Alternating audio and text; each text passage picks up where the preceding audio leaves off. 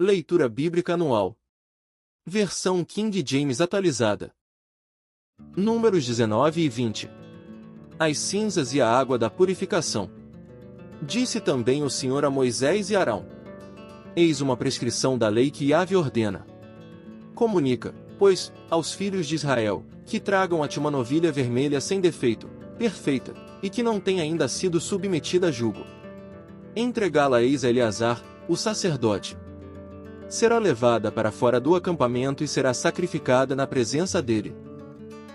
Depois o sacerdote Eleazar tomará com seu dedo um pouco do sangue e o aspergirá 7 vezes, na direção da entrada da tenda do encontro. Queimar-se-á, então, a novilha, à vista dele, o couro, a carne, o sangue e os excrementos serão queimados. O sacerdote tomará em seguida madeira de cedro, um galho de sopo e lã tingida de vermelho e os lançará no fogo onde arde a novilha. Lavará, então, suas vestes e banhará seu corpo com água. Depois disso entrará no acampamento, mas ficará ainda impuro até a tarde.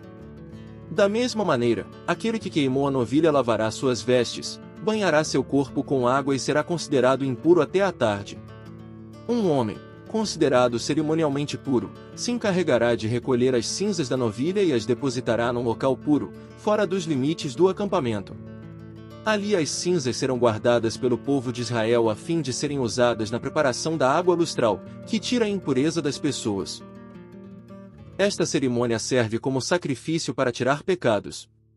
Aquele que tiver recolhido as cinzas da novilha lavará suas vestes e ficará impuro até a tarde. Tanto para os filhos de Israel como para o estrangeiro que habita entre eles, este será um decreto perpétuo. Caso de impureza. Aquele que tocar em alguma pessoa morta se tornará impuro durante 7 dias. Portanto, deverá purificar-se com essa água lustral no 3º e no 7º dia, então será considerado novamente puro. Contudo, se não se purificar no 3º e no 7º dia, não estará livre da impureza que adquiriu. Qualquer pessoa que tocar num cadáver humano e não passar pela cerimônia de purificação, contamina a habitação de Yahvé, e será sumariamente banida do meio do povo de Israel, visto que as águas lustrais não foram aspergidas sobre essa pessoa, sua imundícia permanece sobre ela. Esta é a lei que deve ser aplicada quando uma pessoa morre numa das tendas. Quem quer que entre na tenda e quem quer que aí se encontre, ficará imundo 7 dias. Está igualmente impuro todo recipiente aberto que não tenha sido fechado com uma tampa ou com uma atadura. Todo aquele que estiver no campo e tocar em um ser humano que tenha sido assassinado à espada, ou alguém que tenha sofrido morte natural, ou mesmo num osso humano, ou em uma sepultura, ficará imundo durante 7 dias. Ritual das águas purificadoras. Tomar-se-á, para a pessoa em situação de impureza cerimonial, um pouco das cinzas do holocausto de purificação, em um jarro. Em seguida, derramar-se-á água corrente sobre as cinzas no vaso. Em seguida, um homem cerimonialmente purificado pegará um galho de sopo, o molhará naquela água e a aspergirá sobre a tenda, sobre todos os utensílios e sobre todas as pessoas que ali estiverem, bem como sobre aquela pessoa que houver tocado moçada humana, um homem assassinado, qualquer cadáver ou túmulo. Aquele que estiver puro fará aspersão sobre o impuro, no 3º e no 7º dia, e no 7º dia o impuro estará livre da imundícia do seu pecado. Aquele que estava sendo purificado lavará suas vestes e se banhará com água, e ao pôr do sol daquele dia estará puro. Mas, se aquele que estiver imundo não se purificar, será imediatamente banido da congregação, porquanto contaminou de morte o santuário de Yahvé. As águas da purificação não foram aspergidas sobre essa pessoa, e a imundícia permanece sobre ela. Isto será para eles um estatuto perene. Aquele que fizer a aspersão das águas lustrais lavará suas roupas e aquele que tocou essas águas ficará impuro até a tarde. Tudo aquilo que o impuro tocar ficará imundo também, e a pessoa que o tocar ficará cerimonialmente impura até o pôr do sol. As águas de Meribá, rebelião. No 1º mês toda a congregação de Israel deslocou-se para o deserto de Zin e armou acampamento em Cádiz. Ali Miriam morreu e foi sepultada. Naquele lugar não se encontrava água potável para a comunidade, por esse motivo o povo se reuniu e começou a reclamar contra Moisés e Arão. Discutiram com Moisés e exclamaram: Quem dera tivéssemos todos perecido quando nossos irmãos tombaram mortos diante de Yahvé. Por que conduziste a Assembleia do Senhor a este deserto, para que morrermos, nós e os nossos animais? Por que nos fizeste subir do Egito para nos conduzir a este terrível lugar? É uma terra absolutamente inadequada para a semeadura, onde não há cereais, nem figueiras, nem vinhas, nem romãzeiras e até mesmo sem água para beber. Moisés e Arão deixaram a assembleia e vieram à entrada da tenda do encontro. Prostraram-se com seus rostos rente ao chão, e apareceu-lhes a glória de Yahvé. Então o Senhor ordenou a Moisés: Toma teu cajado e reúne a comunidade toda, tu e teu irmão Arão. Em seguida e sob os olhos deles, dize a este rochedo que faça fluir suas águas. Farás, pois, jorrar água da rocha, e darás de beber ao povo e também aos animais. Então Moisés pegou seu cajado que estava diante do Senhor, como este lhe havia instruído. Moisés e Arão reuniram a congregação diante do rochedo, e em seguida Moisés exclamou: Ouvi, agora, rebeldes, será que teremos de fazer jorrar água desta rocha para vos saciar a sede? Em seguida, Moisés ergueu o braço e bateu na rocha 2 vezes com seu cajado. Imediatamente jorrou água potável, e saciou a sede de todo o povo e de seus rebanhos. Contudo, disse Yahvé a Moisés e Arão: Visto que não confiaste suficientemente na minha pessoa, de modo a honrar a minha santidade e palavra à vista dos filhos de Israel, não fareis entrar esta comunidade na terra que lhe dei. Estas são as águas de Meribá, onde os filhos de Israel contenderam com Yahvé e onde ele manifestou sua santidade entre eles. Edom nega a passagem a Israel. Da cidade de Cádiz, Moisés enviou alguns mensageiros que foram transmitir ao rei de Edom a seguinte mensagem: ao rei de Edom. Assim fala teu irmão Israel, tu mesmo sabes quantas tribulações nos tem advindo. Nossos pais desceram ao Egito onde habitamos por longos anos. Os egípcios, entretanto, nos maltrataram muito, bem como aos nossos antepassados. Clamamos a Yahvé. Ele ouviu nossas orações e enviou o anjo que nos libertou do Egito. Eis que agora estamos todos em Cádiz, cidade localizada na fronteira do teu território. Desejamos, se isto te parece bem, atravessar tua terra. Não atravessaremos os campos, nem as vinhas, também não beberemos água dos teus poços. Seguiremos a estrada real, sem nos desviarmos para a direita ou para a esquerda, até que atravessemos todo o teu território. Porém Edom contestou-lhes: Não passarás por minhas terras, pois do contrário marcharei preparado para a guerra contra ti.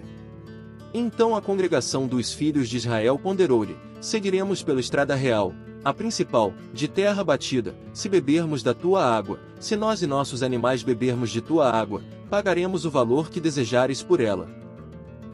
Basta que nos deixe atravessar o teu território a pé, e nada além disso.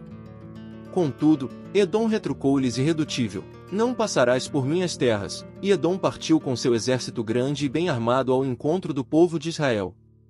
Considerando que Edom recusou-se terminantemente a conceder permissão para atravessar seu território, toda a congregação de Israel desviou-se dele. A morte de Arão no cume de Hor. Toda a comunidade israelita saiu da cidade de Cádiz e chegou até o monte Hor. E foi naquele monte, próximo à fronteira de Edom, que o Senhor comunicou a Moisés e Arão: Eis que Arão se reunirá a seus antepassados, não entrará na terra que darei aos filhos de Israel, visto que fostes ambos rebeldes à minha palavra, junto às águas de Meribá. Toma, portanto, a Arão e Eleazar seu filho, e faze-os subir a montanha de Hor. Ao chegar ao alto do monte, tira as vestes de Arão e coloca-as em seu filho Eleazar, pois Arão será reunido a seus pais, é exatamente ali que ele vai morrer.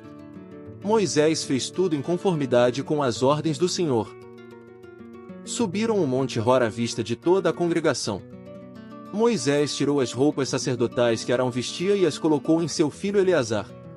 E Arão morreu no alto da montanha. Depois disso, Moisés e Eleazar desceram do monte. Toda a comunidade soube que Arão havia expirado e toda a nação de Israel chorou e pranteou por ele durante 30 dias. Lucas 1 versículos 1 a 25. Prefácio e dedicatória a Teófilo. Tendo em vista que muitos já se empenharam em elaborar uma narrativa histórica sobre os eventos que se cumpriram entre nós, conforme nos transmitiram os que desde o princípio foram testemunhas oculares dos fatos e servos dedicados à palavra. Eu, pessoalmente, investiguei tudo em minúcias, a partir da origem e decidi escrever-te um relato ordenado, ó excelentíssimo Teófilo. E isso, para que tenhas plena certeza das verdades que a ti foram ministradas. Gabriel anuncia o nascimento de João.